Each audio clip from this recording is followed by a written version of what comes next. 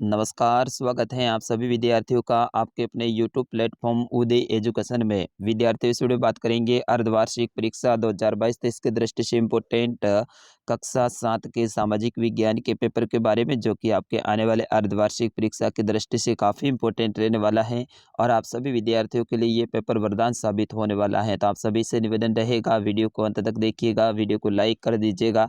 आपका अपना चैनल है, अभी तक आपने चैनल को सब्सक्राइब नहीं किया है तो चैनल को सब्सक्राइब जरूर कर देना है, क्योंकि आपके कक्षा के सारे विषय के पेपर यहाँ पे अपलोड किए जाएंगे। सबसे पहले यहाँ पे देखिए, समय है आपको 2.5 घंटे का दिया जा रहा है। आपका पूर्णांक है वो 50 अंक का रहेगा। वीडियो को अंत तक आप सभी जरूर देखेंगे।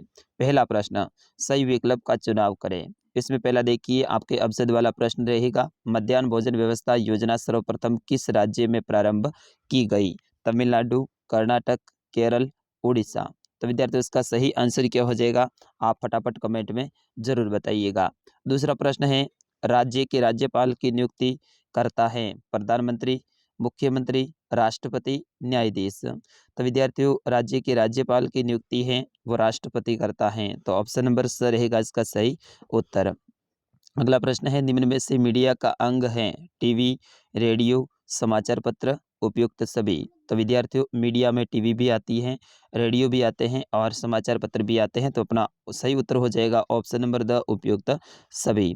अगला प्रश्न है, इनमें से कौन सा मानवीय पर्यावरण का घटक नहीं है?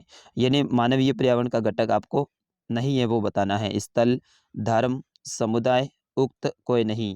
तो इसमें देखिए, समुदाय तो मानवीय पर्यावरण का घटक है और धर्म भी है, लेकिन स्थल है वो प्राकृतिक पर्यावरण का अंग है, ठीक है ना, मानवीय नहीं है। तो इसका सही आंसर क्या हो जाएगा? ऑप्शन नंबर अ रहेगा इसका सही उत्तर।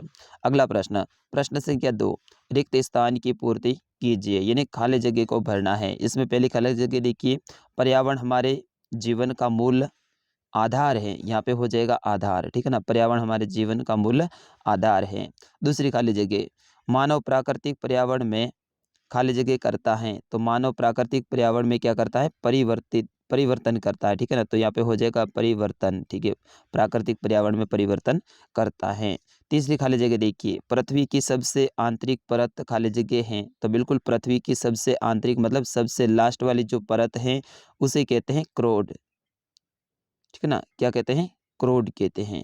अगला प्रश्न है, वायुमंडल में 78% भाग गैस का है। तो वायुमंडल में 78% भाग किस गैस का है? नाइट्रोजन का है। तो यहाँ पे हो जाएगा नाइट्रोजन, ठीक है ना, और 21% का है तो 21% में हो जाएगा अपना ऑक्सीजन, ठीक है। ऑक्सीजन है वो 21% भाग पे है और नाइट्रोजन है वो है 78% भाग पे। अगला प्रश्न है, प्रश्न संख्या 3, पृथ्वी की 3 परतें क्या हैं? तो विद्यार्थियों, पृथ्वी की 3 परतें कौन कौन सी हो जाएगी? एक तो हो जाएगी सबसे ऊपरी जिसके ऊपर अपन बैठे हैं, ये है परपट्टी, ठीक है ना, ये है परपट्टी। फिर उसके बाद में हो जाएगी मेंटल और क्रोड, ठीक है। तो ये हो जाएगी पृथ्वी की 3 परतें, परपट्टी, मेंटल और क्रोड। अगला प्रश्न है, कानून के सामने सब व्यक्ति समान हैं, इस कथन से आप क्या समझते हैं? तो बिल्कुल, कानून है वो सभी देश के नागरिकों के ऊपर समान रूप से लागू होता है। उसकी नज़र में कोई बड़ा छोटा नहीं होता है। चाहे किसी अमीर व्यक्ति का बेटा हो या फिर चाहे आम व्यक्ति यानी आम साधारण परिवार से ताल्लुक़ रखने वाला हो, सभी के ऊपर कानून है वो समान रूप से लागू होता है, ठीक है ना। अगला प्रश्न है, मध्याह्न भोजन कार्यक्रम क्या है? इसके 3 लाभ बताइए। तो मध्याह्न भोजन कार्यक्रम सरकारी विद्यालयों में मध्याह्न के समय में बच्चों को कक्षा 1 से लेके 8 तक के बच्चों के लिए निःशुल्क भोजन की व्यवस्था उपलब्ध करवाना है। इसके अंतर्गत हजारों, लाखों, करोड़ों विद्यार्थी हैं, उनको बिल्कुल मध्याह्न के समय यानी रेस्ट के समय है सरकारी विद्यालयों में भोजन की व्यवस्था की जाती है। इसके 3 लाभ, तो गरीब जो या फिर बिल्कुल निचले तबके के जो विद्यार्थी हैं उनको पढ़ने का अवसर मिलता है, उनको विद्यालय के अंदर ही जो भोजन की व्यवस्था हो जाती है और इससे विद्यार्थी हैं उनको अलग से भोजन की व्यवस्था करने की नहीं सोचना पड़ता है। इस तरह से आपको 3 इनके लाभ बताने हैं। अगला प्रश्न है, प्रेस वार्ता का क्या उद्देश्य है? प्रश्न संख्या 7 है, विधायक कौन होते हैं? तो विधायक जो आम जनता के द्वारा चुने हुए प्रतिनिधि होते हैं जो कि राज्य की विधानसभा में अपना प्रतिनिधित्व करते हैं अपने क्षेत्र का, और विधायक मिलकर ही उन अपने में से एक को मुख्यमंत्री बनाते हैं। अगला प्रश्न है, वर्षा के 3 प्रकार कौन-कौन से हैं? तो विद्यार्थियों, वर्षा के 3 प्रकार हैं। एक तो हो जाएगा पर्वतीय वर्षा, एक हो जाएगा चक्रवातीय वर्षा, और लास्ट हो जाएगा सहवनीय वर्षा। सहवनीय वर्षा। तो वर्षा के ये 3 प्रकार हैं। अगला प्रश्न देखिए, संचार माध्यम या मीडिया से आप क्या समझते हैं? तो ऐसे साधन जिनके द्वारा सूचनाओं का आदान-प्रदान किया जाता हो, संचार माध्यम या मीडिया कहलाते हैं। जैसे रेडियो, टेलीविज़न, समाचार पत्र, इंटरनेट आदि। अगला प्रश्न, साप्ताहिक बाज़ारों में सामान सस्ते दामों पर क्यों मिल जाता है? प्रश्न संख्या 11 है, व्यापारी ने शोभना को कम मूल्य क्यों दिया? प्रश्न संख्या 12 है, तवा मत्स्य संघ के संघर्ष का मुद्दा क्या था? अगला प्रश्न है, प्रश्न संख्या 13, अतीत में विदेशी किसे माना जाता था? तो ऐसा व्यक्ति जो बाहर से आया हो और उस गांव या फिर संस्कृति का अंग न हो और उनको कोई पहचानता न हो, तो वो अतीत में विदेशी माना जाता था। आज विद्यार्थी अपन विदेशी किसको कहते हैं? जो दूसरे देश से आते हैं, यानी दूसरे राष्ट्र से आते हैं, उन्हें अपन विदेशी कहते हैं। लेकिन अतीत में ऐसा नहीं था। अगर मान लो कोई दूसरे गांव से या फिर जंगल से बाहर से कोई आया हो व्यक्ति, तो उसे अतीत में विदेशी माना जाता था, क्योंकि उस समय पे है कोई इतने बड़े क्षेत्र में नहीं था कि भाई दूसरे देश से आए उन्हीं को विदेशी कहा जाता है। अगला प्रश्न देखिए, प्रश्न संख्या 14, सर्व क्षेत्रीय साम्राज्य से आप क्या समझते हैं?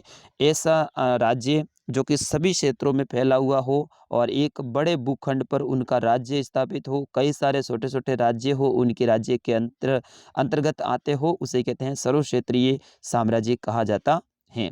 अगला प्रश्न है, मानव निर्मित पर्यावरण के 4 उदाहरण दीजिए। मानव निर्मित का मतलब होता है मानव के द्वारा बनाई गई वस्तुएं या फिर पर्यावरण होता है, उन्हें कहते हैं मानव निर्मित। जैसे कि मानव क्या बनाता है? एक तो बनाता है सड़क, तो इसमें आप लिख सकते हैं सड़क। फिर क्या बनाता है? मकान बनाते हैं, तो भवन लिख सकते हैं भवन, ठीक है ना? फिर क्या बनाता है? पुल बनाता है, तो पुल लिख सकते हैं। और क्या बनाता है मानव?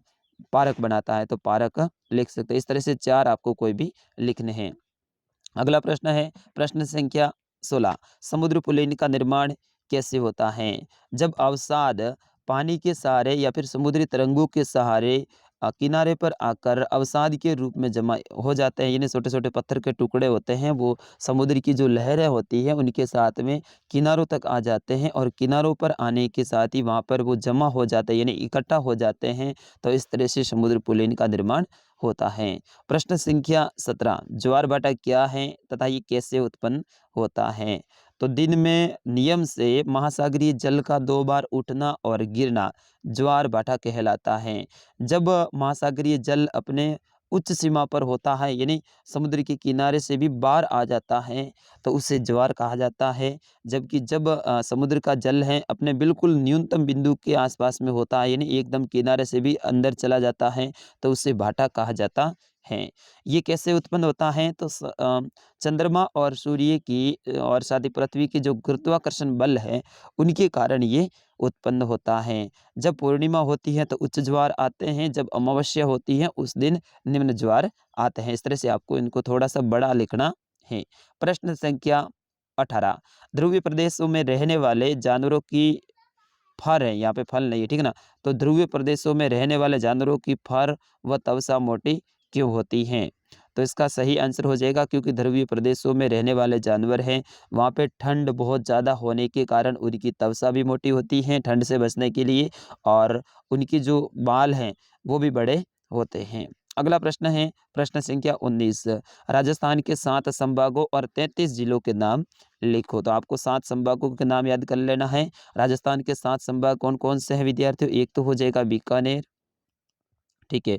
एक हो जाएगा आपका जोधपुर, उदयपुर, कोटा, अजमेर, जयपुर और भरतपुर।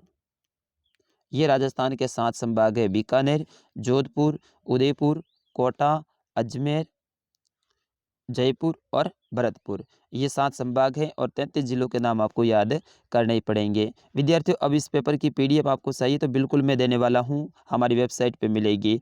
तो हमारी वेबसाइट पे आप जाइए, गूगल में जाके आपको सर्च करना है उदय स्टडी डॉट कॉम, ठीक है ना। तो उदय स्टडी डॉट कॉम आप सर्च करना है गूगल में जाके, और वहाँ पे राजस्थान जीके का ऑप्शन मिलेगा, वहाँ पे इस पीडीएफ को आराम से आप डाउनलोड कर सकते हैं। तो विद्यार्थियों, ये था कक्षा 7 का सामाजिक विज्ञान का पेपर। मिलते हैं अगले वीडियो में, तब तक के लिए नमस्कार, जय हिंद।